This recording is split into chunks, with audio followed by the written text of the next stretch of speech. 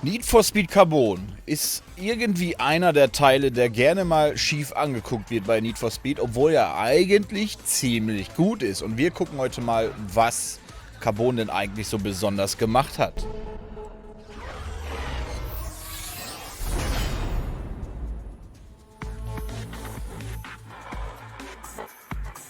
Ja, Need for Speed Carbon, der Nachfolger von Most Wanted, der auch gleichzeitig die Story weiter fortgesetzt hat, die dann mittlerweile schon 4 Teile hatte, was einzigartig ist bis heute eigentlich in Need for Speed. Und wir schauen jetzt, wie gesagt, mal auf ein paar Features. Ich fand Carbon schon immer gut und ich möchte nur sagen, das ist wieder eine Redux-Version. Es werden also ein paar Inhalte und Autos da sein, die ihr wahrscheinlich nicht kennt, wenn ihr die Redux nicht kennt. Also wundert euch nicht, ihr habt nichts verpasst damals. Fangen wir mal wie bei dem Most Wanted Video neulich mit dem Tuning an. Und das hat sich stark verändert in Carbon. Die Entwickler haben gehört, die Spieler waren nicht so glücklich mit dem Tuning in Most Wanted, weil es halt wesentlich weniger war wie in Carbon. In Underground 2, Entschuldigung. Und haben einiges getan. Ihr seht hier zum Beispiel die Funktion Autosculpt, eine der größten meiner Meinung nach in Carbon. Ihr könnt Bauteile anbringen im normalen Editor. Es gab 2 Händler, komme ich gleich nochmal zu. Und zum Beispiel die Frontstoßstange konntet ihr dann bearbeiten. Ihr könntet die Größen der Lufteinlässe verändern, die Spoilerlippengröße, die Tiefe, wirklich einiges. Und das war schon ziemlich bahnbrechend, das kannte ich auch vorher noch nicht aus irgendeinem anderen Spiel. Es waren nicht so viele Teile jetzt wie in Underground 2, auch hier und da haben noch ein paar Features aus Underground 2 gefehlt, aber von der Individualisierung her ist das schon ein großer Schritt wieder gewesen. Man hatte halt sehr viel Freiheiten und das hat das Ganze ziemlich geil gemacht. Und das funktionierte halt nicht nur mit den Stoßstangen, sondern auch mit Spoilern und den Felgen, Dachspoiler. Und ja, ich fand, das war ein richtig geiles Feature. Und dann gab es noch den Aftermarket, quasi fertige Bauteile für die jetzt keine Lust hatten, da ihr Auto selbst irgendwie so ein bisschen zu bearbeiten und das ganze Hin- und Hergeschiebe mit den Reglern. Da gab es dann Breitbausätze, die konnte sie leider nicht verändern. Das konnte man aber in Pro Street, dem Nachfolger, später. Aber dazu kommt dann wahrscheinlich auch nochmal ein Video. Und auch den Auspuff konntest du verändern, von der Größe her nochmal. Und das waren schon ziemlich geniale Sachen. In der Redux-Mod kannst du noch ganz andere Sachen machen. Da kannst du noch Bremsen einbauen und was der Geier was. Also da muss man ja auch sagen, Props an die Modder, dass die da auch überhaupt noch so viel machen für das Spiel. Das ist schon ziemlich krass. Und durch die Mods, würde ich sagen, steht ein Carbon auch einem Underground 2 nichts mehr im Nichts nach. Ne, klar, Base Game Carbon ohne Mods ist noch ein bisschen weniger fast als Underground 2. Nur halt mit dem Vorteil, dass du die Größen selbst verändern kannst. Aber ja, mit den Mods einfach wirklich genial.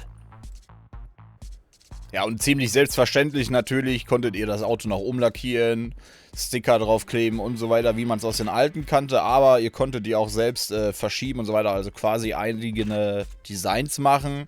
War aber noch ein bisschen kompliziert. Kommt jetzt nicht an so einen Editor ran, wie man es heute kennt. War aber doch eine ganz coole Sache. Ne? Vor allem, weil man ja seine Autos auch im Online-Modus damals benutzen konnte und da ein bisschen Show machen konnte. Also wer da ein bisschen Zeit investiert hat, konnte da schon ziemlich geniale Designs kreieren. Was dem Tuning noch ein bisschen geholfen hat, waren Reward Cards. Da konntet ihr zum Beispiel bestimmte Teile freischalten, wenn ihr bestimmte Dinge in den Karrieremodus gemacht habt oder bestimmte Quick Race Events gemacht habt. Da konntet ihr Autos freischalten oder bestimmte Vinyls, Felgen oder Spoiler. Ne, quasi dasselbe wie damals in Most Wanted nach dem Blacklist-Rennen, wo ihr 2 von 6 Markern auswählen konntet. Und links war natürlich immer diese Fragezeichen, Auto freischalten oder eine frei aus dem Knastkarte und so weiter. Und rechts gab es dann immer Spezialteile, Junkman-Tuning-Teile für die Leistung oder halt spezielle Vinyls oder Anbauteile. Kommen wir mal zum Story-Modus. Der war anders als Most Wanted. Es gab keine Blacklist mehr direkt. Ne, dazu kommen wir gleich nochmal. Aber eins der Features, was neu war zum Beispiel und ich glaube bis heute kaum noch ein Need for Speed irgendwie erreicht hat, sag ich mal, war die Crew. Du konntest Leute finden im Verlauf der Story, die du dann in Rennen mitnehmen konntest. Ne? Da gab es zum Beispiel Neville und so weiter. Und die haben dir dann geholfen, indem sie dir Abkürzungen gezeigt haben, dich geboostet haben mit ihrem Windschatten oder wie Neville zum Beispiel Blocker sind, die die anderen Fahrzeuge, also deine Gegner, weggerammt haben. Hat nicht immer so gut funktioniert, aber war schon eine ganz lustige Sache. Und ja, gibt's auch nicht mehr so wirklich. Aber fand ich damals ganz lustig, vor allem weil die halt auch in der Story eingebunden waren und dir viele Infos gegeben haben zu dem, was damals passiert ist. War das eigentlich eine ganz geniale Sache. Und du konntest auch deren Autos verändern. Also ja, war schon eine ganz coole Sache, diese ganze Crew-Angelegenheit. Und bevor ich es wieder vergesse, es gab auch wieder eine Challenge-Series, die hatte ich in dem letzten Most Wanted-Video zwar erwähnt, weil im Most Wanted gab es auch Challenges, bin ich nicht drauf eingegangen weiter, hatte ich einfach nicht mehr im Kopf gehabt. Ich habe es nur kurz angesprochen gehabt und da konntest du halt auch spezielle Events fahren und so weiter und auch weitere Autos und Dinge freischalten. Also da gab es schon einige Bonusfahrzeuge, die du leider aber in der Story nicht fahren konntest, was ich schade finde. Da gab es zum Beispiel den Nissan 240 SX oder Mitsubishi Eclipse und solche Geschichten. Ja, man konnte auch allgemein weniger Autos diesmal haben in der Story als noch in Most Wanted. Das waren, glaube ich, 5 wie in Underground 2. Warum, weiß ich nicht. Ich bin immer so der Typ, der sich fragt, warum Entwickler an manchen Stellen solche Restrictions machen. Aber wahrscheinlich hing das irgendwie damals mit der Leistung der Konsole zusammen oder so. Aber Autospeichern, naja. Seit Forza weiß ich, dass da auf jeden Fall mehr dran hängt als nur, ich muss ein paar Slots erweitern. Die haben ja auch von 1000 auf 2000 Autos erweitert und mussten da einiges beim Coding ändern. Also das ist schon komplizierter, als man sich jetzt vorstellen kann, obwohl es so simpel klingt, aber gut. War halt auf 5 begrenzt, aber naja, war jetzt auch nicht so schlimm. Heutzutage mit Mods ist das egal, da löscht halt irgendeine Karre und kaufst eine neue, ne? Ja, wie bereits erwähnt, gab es keine Blacklist mehr in Carbon, dafür aber Crews. 4 Stück insgesamt.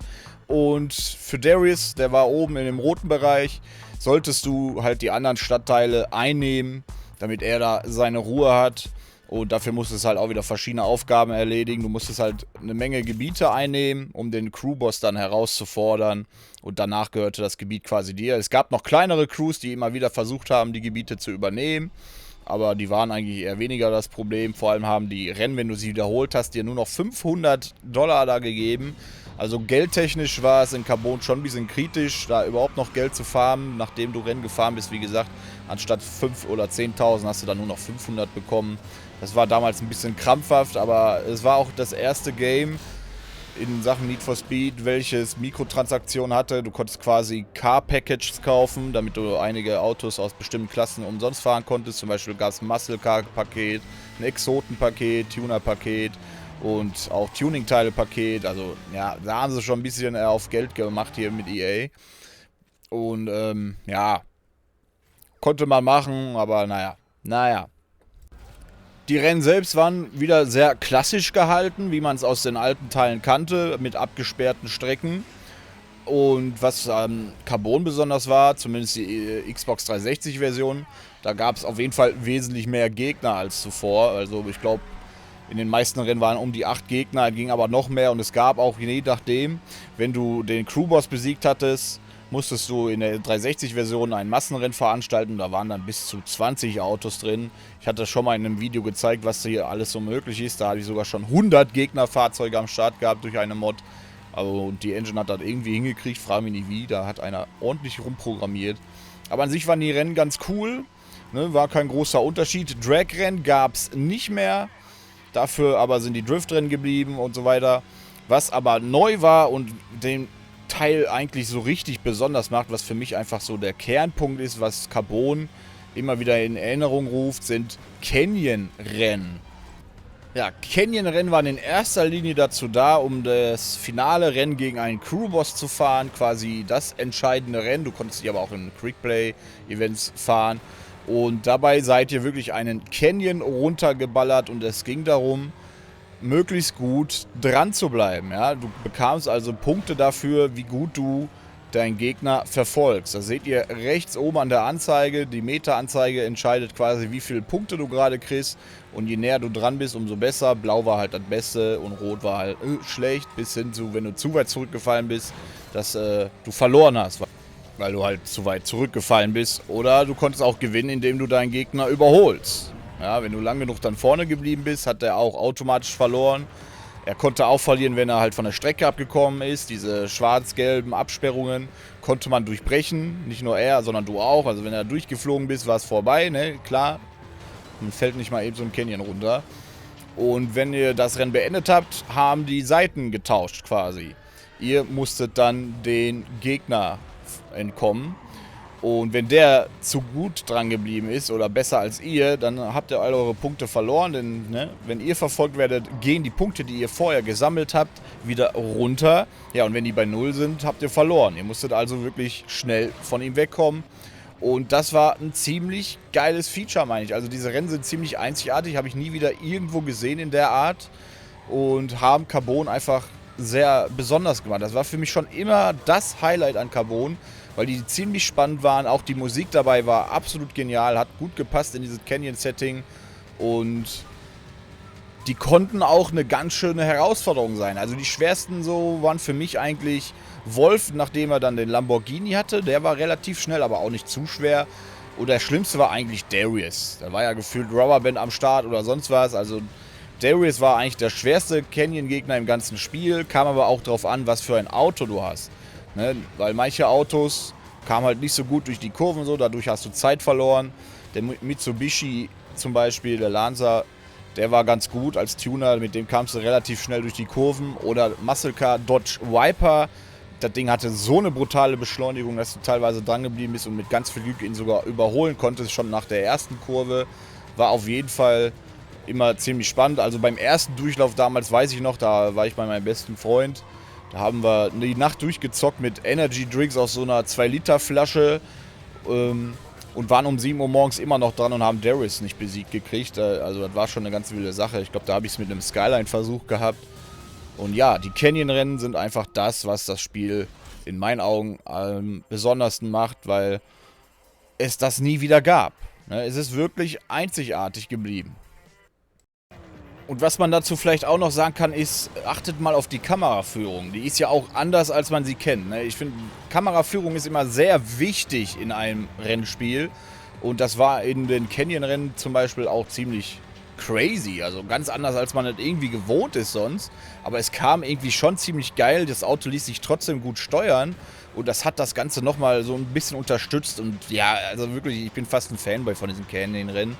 Ich habe die sogar in Horizon nachgebaut, da habe ich den Berg runter komplett umgebaut mit Bäumen und Tunneln und dann auf eine KI nur eingestellt, dass ihr nur einen Gegner habt und da könnt ihr quasi Canyon-Duelle fahren. Also ich fand es ein geiler Modus.